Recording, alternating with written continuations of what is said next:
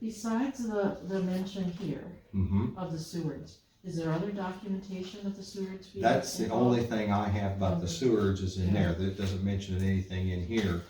But the There's other a little, Presbyterian connection. well, yeah, I was gonna say, they were tied in with the Presbyterian church up there in your community. Yeah. The other kind of fun story about the Sewards is in this little book, and this is a completely different story, although it's, and you may, I don't know if you've ever seen this, not being, you're not from Illinois, you're from Minnesota. My mother was raised in Decatur.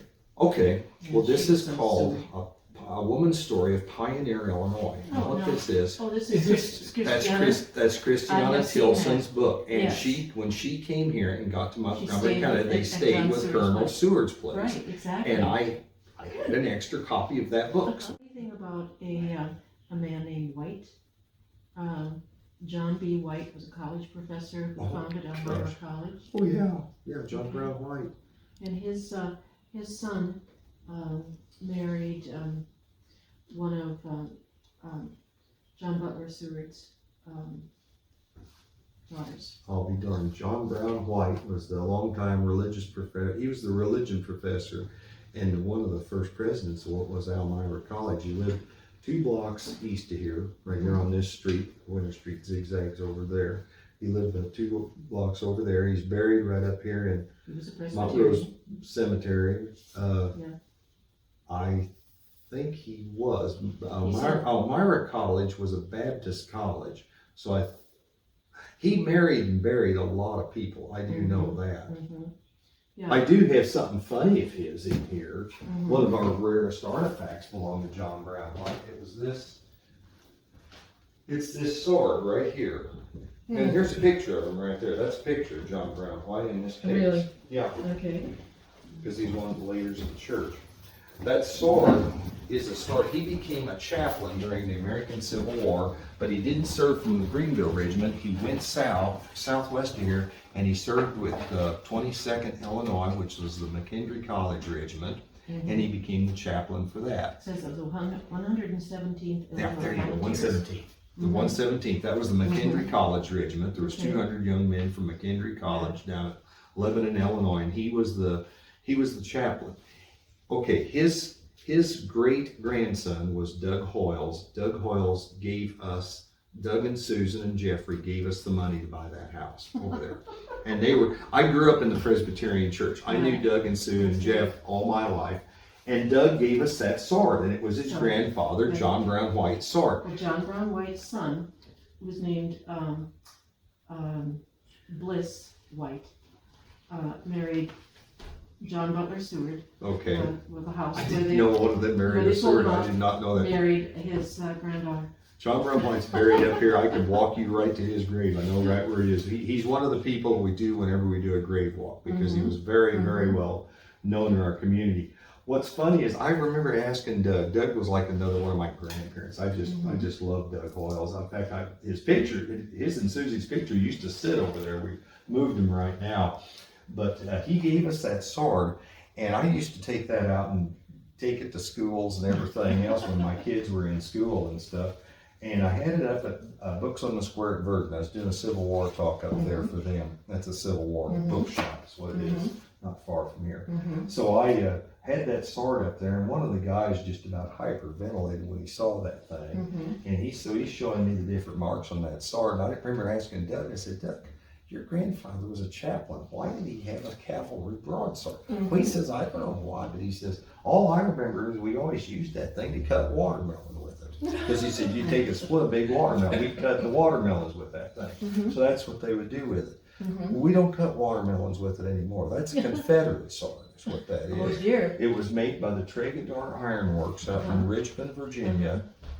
And it's worth like $1,500, $2,000 or something, because it's a Confederate sword. There's markings on it.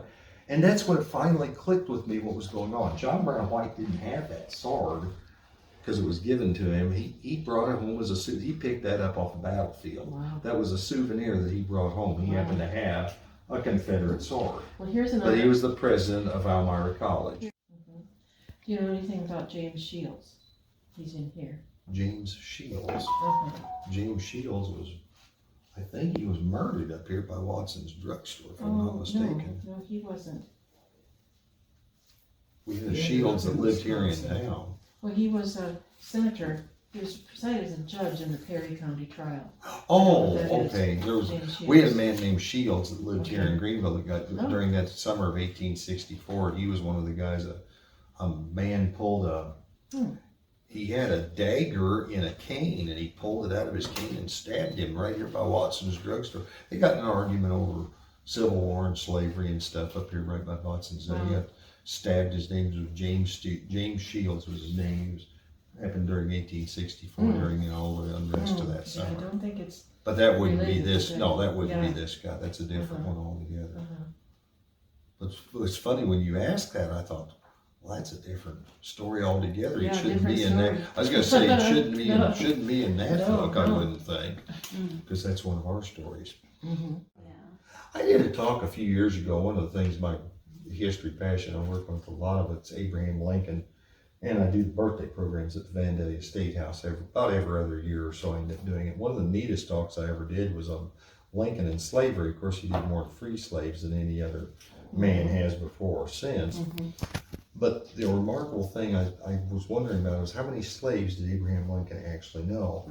And it's odd because literally from the Vandalia State House, you look out the north windows and you're actually looking across what's the railroad tracks, but you're looking at the site where the Robert and Francis McLaughlin's house was. He was the state treasurer for a period of time. They had indentured servants in there. They're the ones that run away and went to live with that lady, Christiana Tilson. Caleb and Lucy. Yeah. But he would have known Caleb and Lucy from being in the state. Abraham Lincoln actually knew slaves in Springfield because there was slavery and indentured servants there. His brother-in-law, Ninian Edwards, had indentured servants in his house that were working and made the wedding cake for Abraham and Mary Lincoln's wedding that night on Aristocracy Hill. So there were, and then Jameson Jenkins was the dray operator They just shouldn't south have of been Reno. allowed to bring their slaves there. They were from, Mary Todd was from, Oh, he was in Edwards. Mary Todd was from, she was from Kentucky. She's from Right. Lexington, Kentucky, is and where her the girls family came was from. there. There was Yeah. 4 of the girls up there. It Right. was the Edwardses that had him, and he was the son of the 3rd governor of the state Yes, of that's Illinois, right, that's right. Ninian Edwards Okay. Jr. No, Yeah. Uncle Ninian was the. Wow. Henry Christopher was the other black man. I'm sorry. That's all right. Henry It's just- Christopher. It's just one of those funny things. I mean, did you ever think about that? The fact that Abraham Lincoln, living in the free state of Illinois, I would have never thought of him knowing slaves here, but he actually did know a number of different slaves here in this area, in this free state of Illinois. He knew them, and like I say, even to the fact that a couple indentured servants at Ninian and Elizabeth Edwards' house were indentured servants, and they were the ones that made the wedding cake the night he and Mary got married.